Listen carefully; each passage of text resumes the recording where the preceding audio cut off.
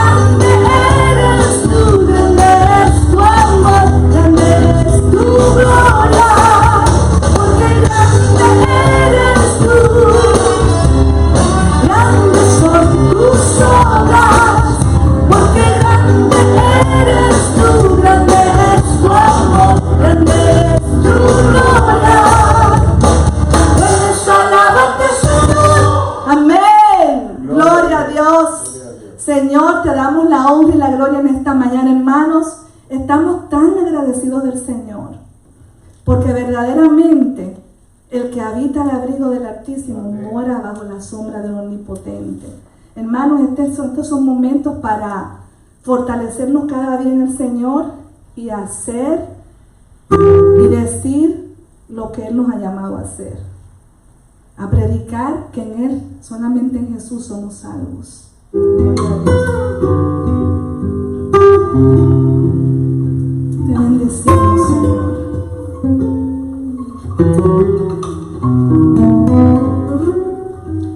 El que habita el abrigo de Dios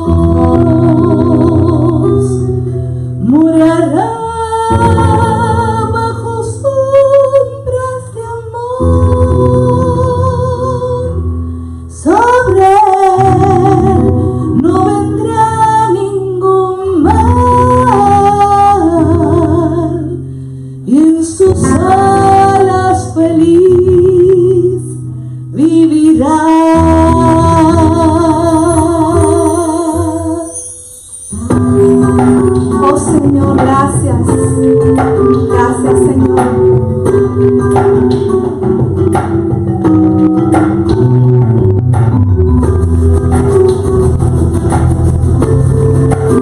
Alaba al Señor, hermano, con todo tu corazón en esta mañana.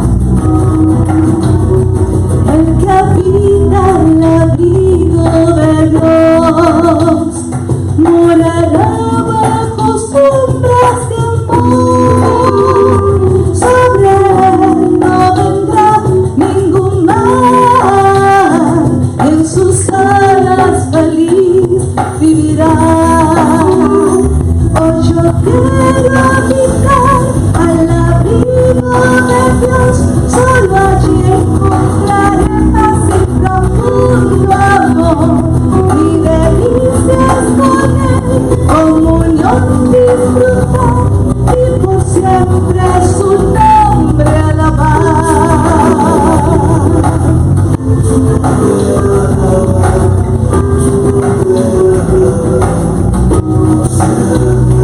El que habita el abrigo de Dios, ciertamente muy feliz será.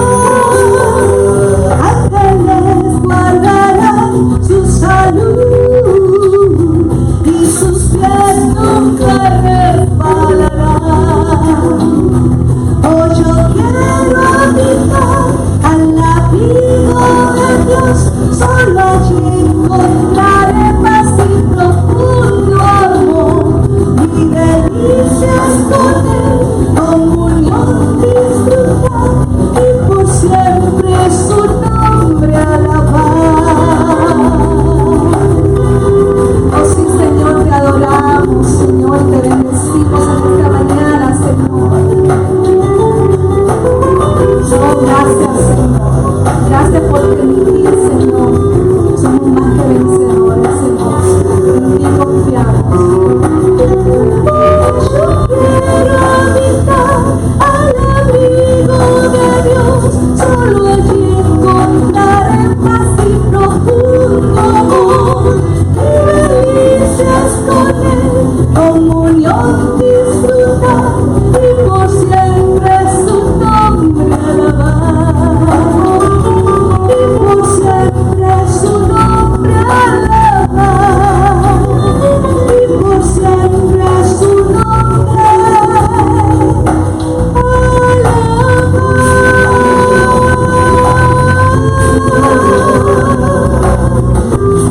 Su nombre alabar por siempre, y delicias con él,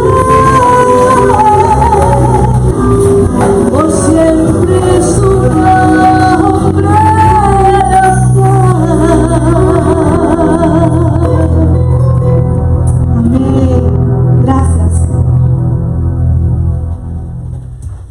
Gracias al Señor por estas dos hermosas alabanzas que hemos compartido en esta mañana. Y nosotros estamos meditando en este tiempo en el libro de los Hechos de los Apóstoles, mejor llamado Hechos del Espíritu Santo.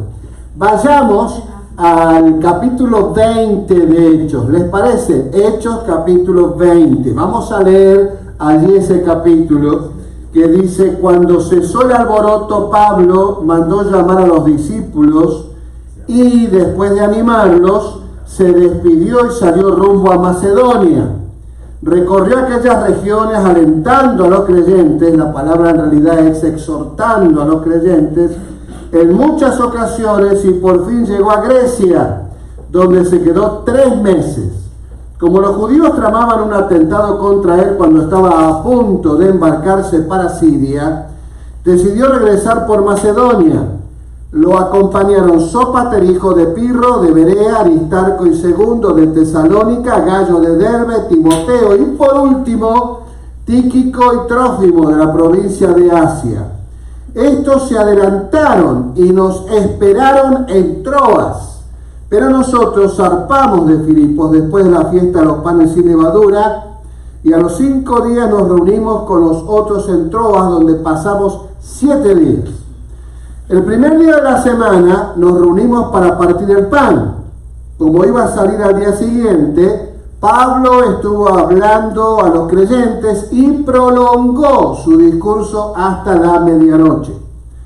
En el cuarto del piso superior donde estábamos reunidos había muchas lámparas. Un joven llamado Eutico, que estaba sentado en una ventana, comenzó a dormirse mientras Pablo alargaba su discurso. Cuando se quedó profundamente dormido, se cayó desde el tercer piso y lo recogieron muerto. Pablo bajó, se echó sobre el joven, lo abrazó. «No se alarmen», les dijo, «está vivo». Luego volvió a subir, partió el pan y comió, siguió hablando hasta el amanecer y entonces se fue. Al joven se lo llevaron vivo a su casa para gran consuelo de todos. Nosotros por nuestra parte nos embarcamos anticipadamente y zarpamos para Asón, donde íbamos a recoger a Pablo. Así se había planeado, ya que él iba a hacer esa parte del viaje por tierra. Cuando se encontró con nosotros en Asón, lo tomamos a bordo y fuimos a Mitilene. Desde allí zarpamos al día siguiente y llegamos frente a Quío. Al otro día cruzamos en dirección a Samos y un día después llegamos a Mileto.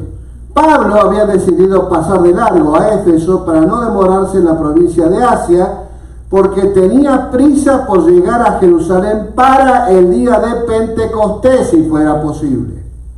Desde Mileto, Pablo mandó llamar a los ancianos de la iglesia de Éfeso.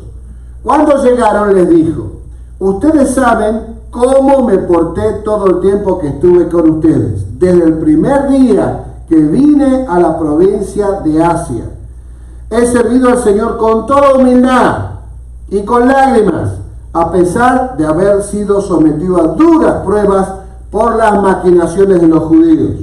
Ustedes saben que no he vacilado en predicarles nada que les fuera de provecho, sino que les he enseñado públicamente y en las casas. A judíos y a griegos les he instado a convertirse a Dios y a creer en nuestro Señor Jesús. Y ahora tengan en cuenta que voy a Jerusalén, obligado por el Espíritu, sin saber lo que allí me espera. Lo único que sé es que en todas las ciudades el Espíritu Santo me asegura que me esperan prisiones y sufrimientos. Sin embargo, considero que mi vida carece de valor para mí mismo, con tal de que termine mi carrera y lleve a cabo el servicio que me ha encomendado el Señor Jesús, que es el de dar testimonio del Evangelio de la gracia de Dios». Escuchen, yo sé que ninguno de ustedes, entre quienes he andado predicando el reino de Dios, volverá a verme. Por lo tanto, hoy les declaro que soy inocente de la sangre de todos, porque sin vacilar les he proclamado todo el propósito de Dios. Tengan cuidado de sí mismos y de todo el rebaño sobre el cual el Espíritu Santo los ha puesto como obispos para pastorear la iglesia de Dios, que Él adquirió con su propia sangre. Sé que después de mi partida entrarán en medio de ustedes lobos feroces que procurarán acabar con el rebaño. Aún de entre ustedes mismos se levantarán algunos que enseñarán falsedades para arrastrar a los discípulos que los sigan. Así que estén alerta. Recuerden que día y noche, durante 3 años, no he dejado de amonestar con lágrimas a cada uno en particular. Ahora los encomiendo a Dios y al mensaje de su gracia, mensaje que tiene poder para edificarlos y darles herencia entre todos los santificados. No he codiciado ni la plata, ni el oro, ni la ropa de nadie. Ustedes mismos saben bien que estas manos se han ocupado de mis propias necesidades y la de mis compañeros. Con mi ejemplo les he mostrado que es preciso trabajar duro para ayudar a los necesitados, recordando las palabras del Señor Jesús: hay más dicha en dar que recibir. Después de decir esto, Pablo se puso de rodillas con todos ellos y oró. Todos lloraban inconsolablemente mientras lo abrazaban y lo besaban. Lo que más los entristecía era su declaración de que ellos no volverían a verlo. Luego lo acompañaron hasta el barco. Mi querido hermano, mi querida hermana, esto significa pasando el manto. Pasando el manto. ¿Qué significa eso? ¿De dónde viene? ¿Recuerdas cuando Elías el profeta estaba ascendiendo al cielo? Y entonces dejó que el manto cayera sobre Eliseo. Era una manera como para decir, bueno, el ministerio que yo comencé ahora, tú continúas con eso. Tienes que continuar. Yo no sé si te estás dando cuenta y lo estás comprendiendo, pero en nuestra iglesia, yo estoy queriendo que los líderes de los grupos oicos se conviertan cada uno en un pastor que esté acompañando, pastoreando la grey. ¿Lo estás captando? ¿Lo estás viendo? Estamos queriendo entonces que estés preparándote. Mira, en agosto estamos capacitando o entrenando, vamos a comenzar la escuela de misión. ¿Estás listo? Porque hay un momento en que hay que pasar el manto. La tarea no depende de un hombre, de la iglesia de Jesucristo. Y tú estás siendo llamado a ser discípulo de Jesús, ministro de Jesús. ¿Recuerdas? Cada casa una iglesia, cada creyente un ministro. Tú eres un ministro. Prepárate, capacítate, para que entonces nos sumemos a la obra que Dios está haciendo, no un hombre, Dios está haciendo en su iglesia. ¿Te estás dando cuenta? Mira una cosa. ¿Por qué Jesús pasó solamente 3 años y medio en el ministerio? Humanamente hablando, si alguien quiere ganar al mundo para Cristo, 3 años y medio nada más. Si él quería cambiar el mundo, se necesitaría más de 3 años. Pero nosotros sabemos que Dios le dio un plan a su Hijo Jesús y él cumplió con ese plan. Él decía, yo no estoy haciendo lo que yo quiero, lo que el Padre me mostró. 3 años y medio nada más. Una estrategia perfecta. Una manera de entender el ministerio de Jesús discipulando a los suyos para que los suyos hagan su ministerio, era ver las etapas en las que el Señor Jesús entrenó a los suyos. La primera etapa, la etapa de observación. Yo no sé si te acuerdas cuando el Señor estaba llamando a sus primeros discípulos. Jesús les dijo, vengan y vean. ¿Dónde estás viviendo? O sea, vengan y vean. Cuando es llamado Natanael, él dice, de Nazaret puede salir algo bueno. Ven y ve. La primera etapa, observación. Y entonces lo que se les pedía a sus discípulos es ver lo que Jesús hacía. Aprendían viendo.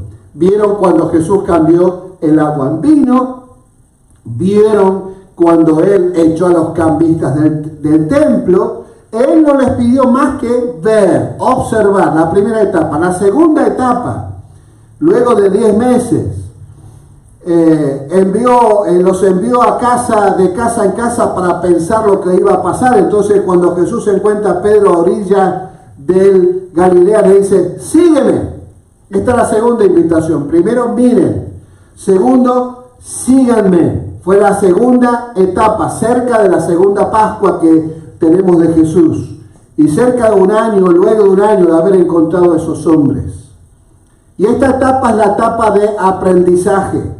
El Señor les daba tareas sencillas para hacer, preparándolos para el discipulado que Él estaba haciendo con los suyos.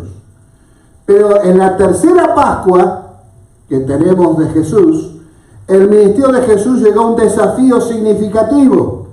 Ya no era solamente observen, ya no era solamente aprendan, sino que ahora lo está reclutando.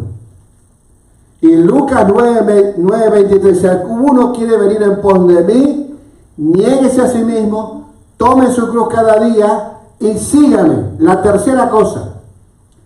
Y la cuarta etapa, la noche anterior a su arresto, en la cuarta Pascua que tenemos de Jesús.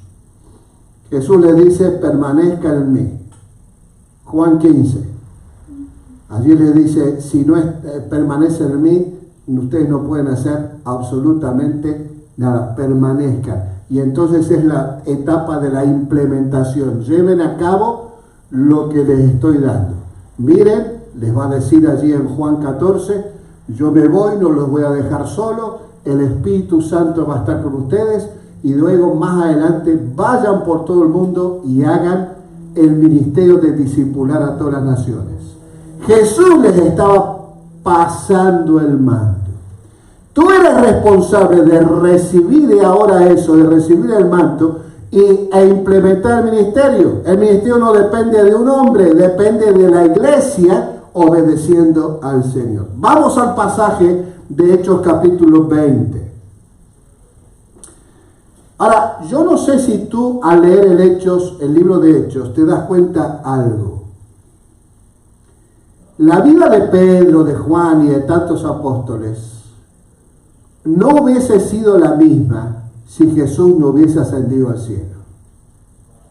¿Cómo era Pedro cuando estaba con Jesús? ¿Qué clase de hombre era? Él vivía por la vista, no por fe. Y entonces, obviamente, su ministerio nunca se desarrolló. Se desarrolló una vez que Jesús se fue y recibió el manto. Una palabra que a mí me impresionó hace unas semanas. Uno de los escritores y promotores más grandes del movimiento de iglesia celular, escritor de varios libros, repatado en todo el mundo, me dice, Ernesto, no me lo dijo en castellano, sino en inglés, me estoy mudando con mi hija, estoy ya anciano, te paso el manto.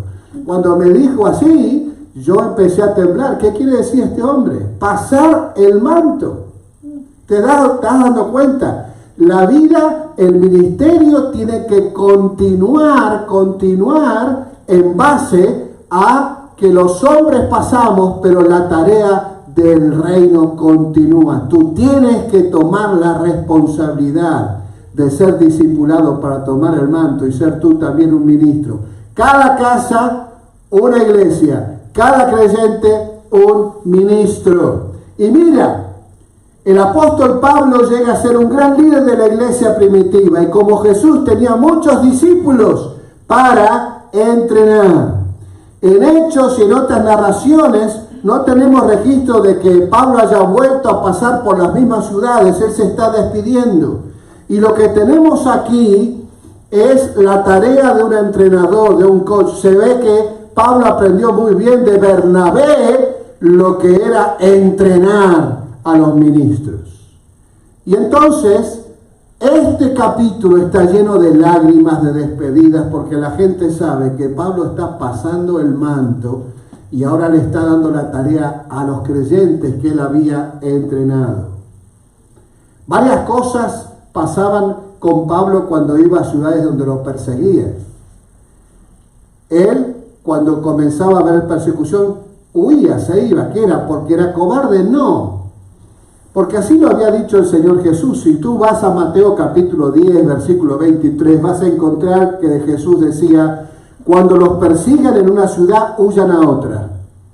Les aseguro que no terminarán de recorrer las ciudades de Israel antes de que venga el Hijo del Hombre. ¿Te das cuenta?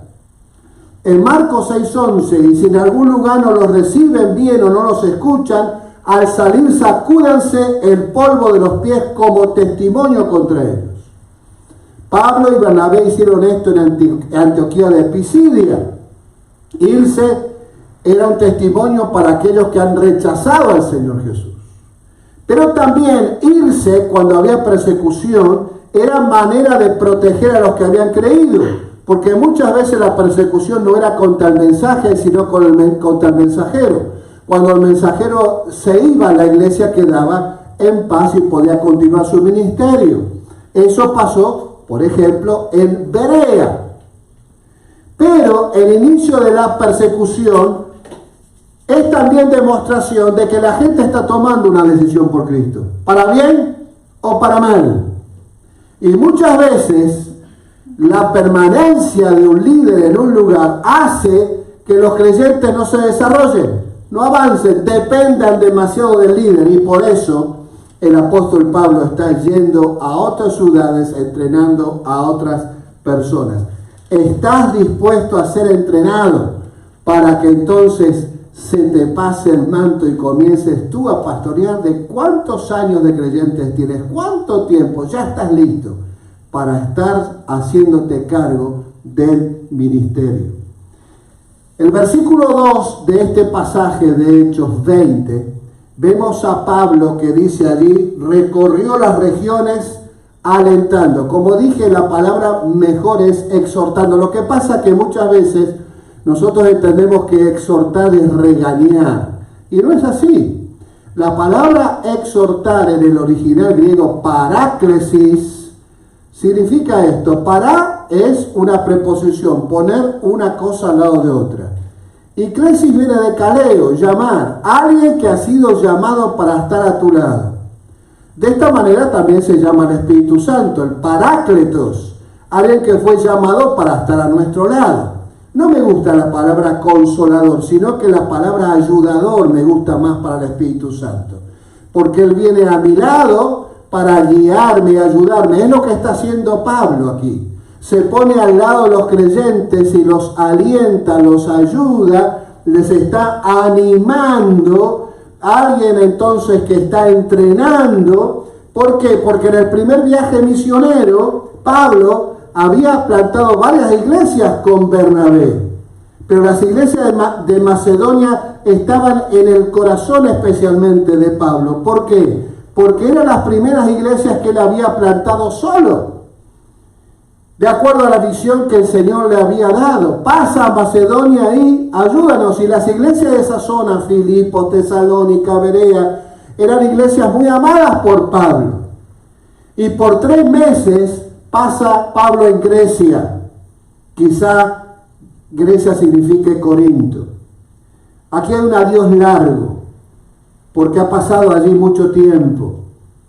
Y en el versículo 4 se habla de quienes habían acompañado a Pablo, personas en quienes el apóstol Pablo había dejado una huella grande, lo acompañan. Es señal de que Pablo está llegando al fin y él lo sabe. Ahora mira el versículo 6 en adelante. En el pasaje de Romanos capítulo 13, versículo 7, Pablo va a decir, paguen a cada uno lo que le corresponda. Si deben impuestos, paguen los impuestos. Si deben contribuciones, paguen las contribuciones. Al que deben respeto, muestren el respeto. Y al que deban honor, ríndanle honor. Estas palabras, Pablo las escribe estando en Grecia antes de visitar Troas. Como vemos, es el tiempo en que las iglesias expresan a Pablo todo el amor, el aprecio por él. Es tiempo en que Pablo da instrucciones y exhortaciones. Por última vez se está yendo. Es interesante que el mensaje de Troas es el más largo que se cuente el apóstol Pablo. Cuando el complot contra su vida lo lleva a regresar por Macedonia, aparentemente se queda en Filipos para celebrar la Pascua. Para los cristianos la Pascua ahora tiene otro sentido, no el de solamente los judíos. Porque habla del Cordero de Dios que murió en la cruz para limpiar nuestros pecados. El versículo 7, mira ahí en Hechos 27, nos reunimos para partir el pan. La palabra allí, sunemenon, que viene de sunago, de donde viene nuestra palabra sinagoga, la palabra adquiere un profundo significado. No es reunirse solamente como algo social. La palabra sunagogue significa reunirse como para sentirse uno. Estaban unidos en un solo corazón, en un solo espíritu. La palabra no es tanto reunirse para estar juntos, sino sentirse uno. Y mira, me voy a referir a un autor que se llama A.T. Robertson, que es alguien muy importante en el conocimiento del griego bíblico, para hablar sobre lo que pasa en el versículo 7. Ahí dice que se reunieron el primer día de la semana. La iglesia ya se comienza a reunir el domingo, no los sábados. Mira, el número cardinal mioi se emplea aquí en lugar del ordinal protei, como el hebreo eja, y en armonía con el giro idiomático del koiné, que es el griego popular. Se empleaban tanto el singular sabatu como el plural sabatón, como aquí para designar la semana de sábado a sábado. Por primera vez se mencionan servicios en el primer día de la semana, aunque en 1 Corintios 16 se implica por las colectas recogidas ese día. En Apocalipsis 1:10, el día del Señor parece ser el día de la semana en que Jesús resucitó del sepulcro. El culto del primer día de la semana en lugar del séptimo surgió naturalmente en las iglesias gentiles, es decir, no judías, aunque Juan 20:26 parece significar que desde el mismo principio los discípulos comenzaron a reunirse en el primer día, pero se daba libertad, como lo pone en claro Pablo en Romanos 14:5. El sábado judío era el sábado, ya que la mayor cantidad de primeros cristianos eran judíos, y ya que Jesús es la culminación del judaísmo, entonces continuaron adorando el día sábado en el templo en Jerusalén o en la sinagoga. Pero al comienzo de la historia de la iglesia, el domingo llega a ser un día adicional para reunirse para aquellos que se identificaban con Cristo, ya que fue en ese día, primer día de la semana, que Él resucitó de entre los muertos. Mayormente se reunían por la tarde, ya que el domingo podría no ser un día libre para muchos trabajadores como es hoy en nuestra cultura occidental. La adoración del domingo consistía en la enseñanza de la palabra, la observación de la cena del Señor, es decir, el partir el pan, y quizá también el canto de alabanza. Pablo está predicando allí, él se va, él está sabiendo que le llega al final. Y el servicio entonces no es de 25 minutos o una hora. La narración dice que pasaron horas y horas, porque era un servicio especial. Pablo ya no iba a estar más con ellos. Pensemos que no había luz eléctrica, había lámparas alimentadas a aceite. Bueno, siendo luego de la Pascua, sería quizá primavera o comienzo de verano, había calor, lámparas, lugar cerrado, no hay aire acondicionado, se abrían las ventanas, había multitud, sobre las ventanas se sentaban los jóvenes a hablar, a sentarse a escuchar, y entonces, obviamente, después de horas y horas cae Eutico, cae rendido después de haber escuchado un sermón por horas y horas y horas hablando Pablo. Era medianoche, según lo que estamos viendo, así que a la medianoche se cae Eutico. Pablo lo reanima, el Señor lo resucita a través de Pablo a Eutico, y la gente se siente bendecida, no solamente por eso, sino por escuchar el mensaje de salvación del apóstol que se estaba despidiendo y pasando el manto. Muchos han impactado en nuestra vida en el ministerio. Seguramente esta gente estaba atenta, comiéndose las últimas palabras de Pablo. Él no se los dice a los efesios, a ellos no, pero ellos se están dando cuenta, es la última vez que vamos a ver a Pablo. Nos está pasando el manto. Tenemos que prepararnos para guiar la iglesia. Y entonces, ellos están respetando a aquel que tuvo un gran impacto en su vida. ¿Quién ha tenido gran impacto espiritual en tu vida? ¿Quién recuerdas como a que ha impactado tu vida? Cada vez que yo pienso en el ministerio, pienso en algunos pastores que vienen a mi mente. Y los recuerdo como mentores, como aquellos que uno les debe cosas y que le han pasado a uno el manto. Así que estamos ahora en los versículos 13 en adelante. Pablo está yendo a Éfeso.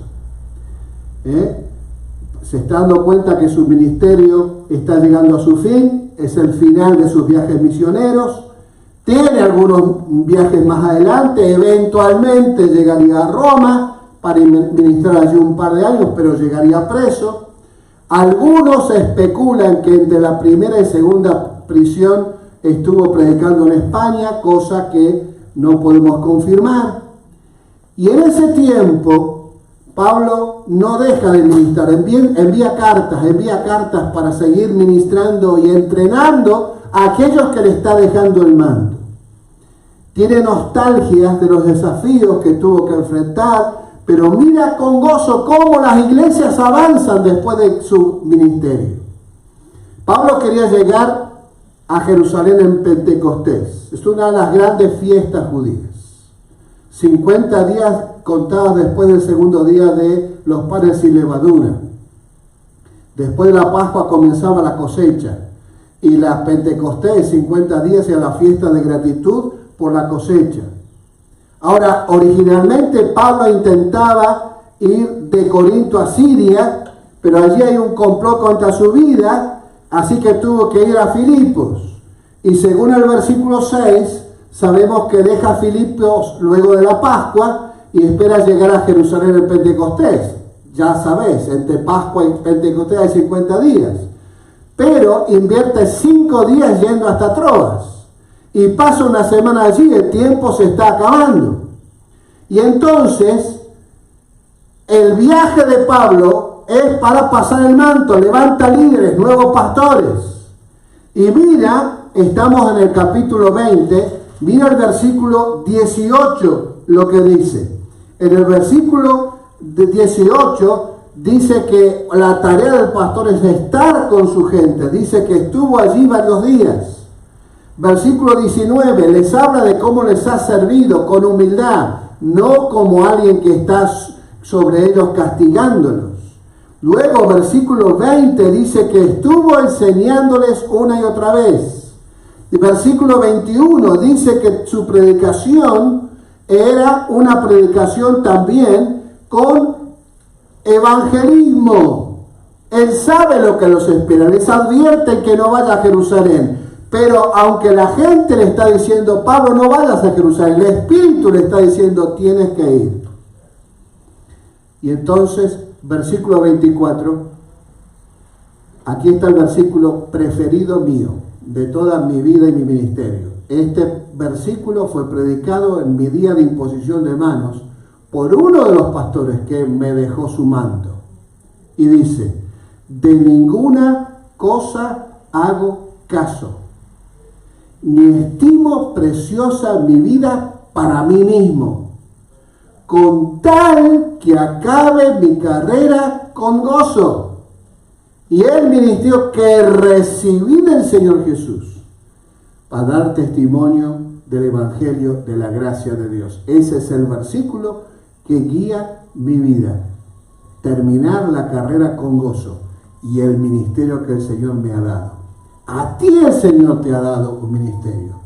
Comienza la carrera, termina la carrera, pero no la termines refunfuñando, quejándote. Con gozo, toma el manto y conviértete en un ministro del Señor. El Señor te está llamando a ministrar, no a calentar una silla cada domingo. Te está llamando a ministrar. Cada casa, una iglesia. Cada creyente, un ministro. Te estoy pasando el manto. ¿Te animas? Vamos, adelante. Y entonces, allí está Pablo hablándoles de la fidelidad que él ha tenido al servir a la iglesia efesia.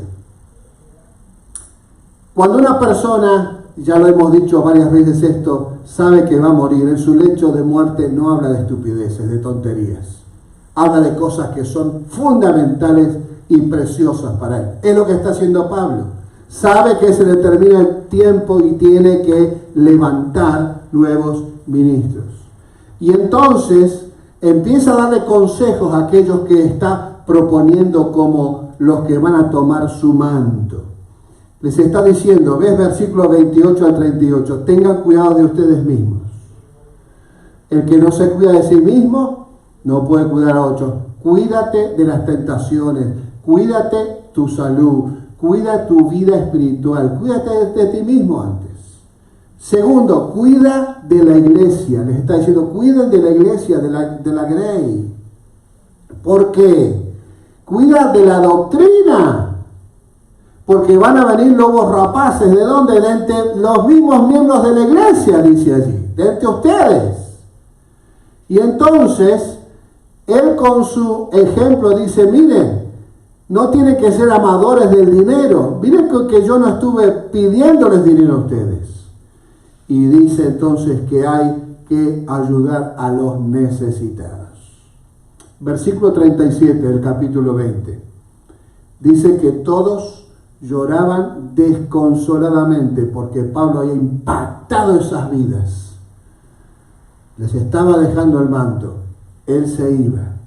La palabra que se usa ahí, kleosmos, en el original, es la misma palabra que se usó cuando la gente lloraba el día que Herodes mataba a los niños. ¿Te acuerdas? El que mataba a los niños de 1 a 2 años porque estaba tratando de matar a Jesús. Esa misma palabra, el llanto desconsolado de la gente. Lo acompañaron hasta el barco. Y allí están los nombres de personas a las cuales Pablo entrenó. Silas, Timoteo, Priscila y Aquila, Erasto, Sópater, Aristarco, Segundo, Gallo, Ticio, Trófimo, muchos otros. Y le va a dejar a Timoteo una orden. En la última carta que escribe Pablo, ya viejito, 2 Timoteo 2:2. Lo que has oído de mí ante muchos testigos, esto encarga a hombres fieles que sean idóneos también para enseñar a otros. Esto significa discipular. La tarea que el Señor nos ha dado, Mateo 28, en la Gran Comisión, no es hacer conversos, hacer discípulos. Yo te enseño a ti, tú le enseñas a otro, otro a otro, para llenar la tierra con la palabra del Señor. Pasar el manto. ¿Estás dispuesto? Deja ya de poner excusas. Mira, agosto comienza la escuela de misión. ¿Estás listo? Bueno, estamos para que tú te conviertas también en un ministro del Señor. Pasar el manto. Tomar entonces la posta. Recoger la antorcha que te están dando en la carrera del Señor para llevarla adelante hasta los más altos. De ninguna cosa hago caso, ni estimo preciosa mi vida para mí mismo, con tal que acabe la carrera con gozo y el ministerio que el Señor me ha dado para dar testimonio del Evangelio, de la gracia de Dios. Oramos al Señor. Sí, Señor. Que sean muchos los que recojan el manto. Y que, Señor, estén dispuestos a servirte y dar su vida para predicar tu palabra sin importarle, Señor, las presiones, los dolores, el dinero, sino que siendo fieles a ti en el llamado que estás haciendo seguramente a varios que en sus casas están escuchando esto y diciendo, sí, este llamado es para mí también. Toca esas vidas, renueva nuestra vida, renueva nuestra iglesia. Oh Señor, antes de la pandemia tú eres Dios. Durante la pandemia eres Dios. Después de la pandemia eres Dios. En tus manos están todas las cosas y tú controlas. A ti la gloria y la honra por los siglos de los siglos. Amén. Y que la paz de Dios, el amor del Padre, la gracia del Señor Jesús, la comunión del Espíritu Santo esté con cada uno de nosotros ahora y siempre. Amén. Amén. Dios les bendiga.